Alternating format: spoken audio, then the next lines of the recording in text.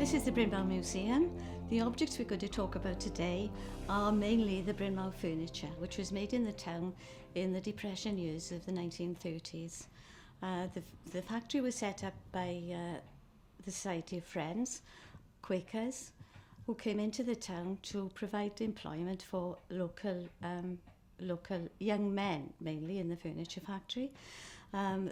They were allowed to make furniture for their family, as well as it being produced for the general public.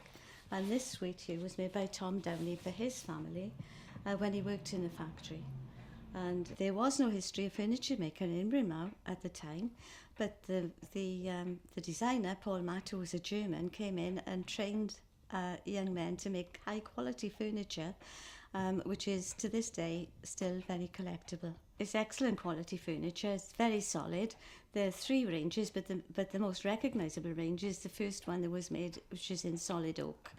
The handles put onto the furniture with small wooden pegs, dowels. The furniture is quite recognisable by the logo, which is in most pieces, and it's usually in a hidden part. But there's no logo on the furniture that was made by the employees for their own families. Furniture was made to local specifications, although there's a range of furniture in the catalogue.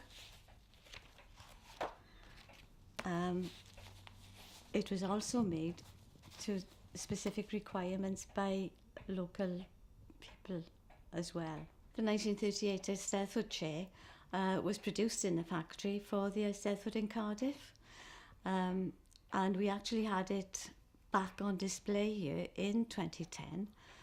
We borrowed it from the current owner, the son of the bard who won the chair, and that was here in 2010. But we actually had to insure it £5,000 while it was here. The factory was extremely important to the area. During the 10 years it was in production, and it remains so to this day. The last exhibition of the furniture was by David Morgan's in Cardiff in 1940 when the factory closed. And it closed due to the war years, really. It was a shame, really. The order books were full. But it was lack of availability of raw materials.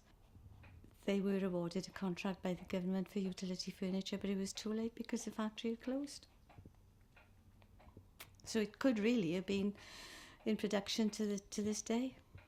Each piece of furniture has an individual name, and this, for example, is called the Talgath sideboard, because it was originally made, the first piece was made for a person who lived in Talgath, and all the pieces are named in that way.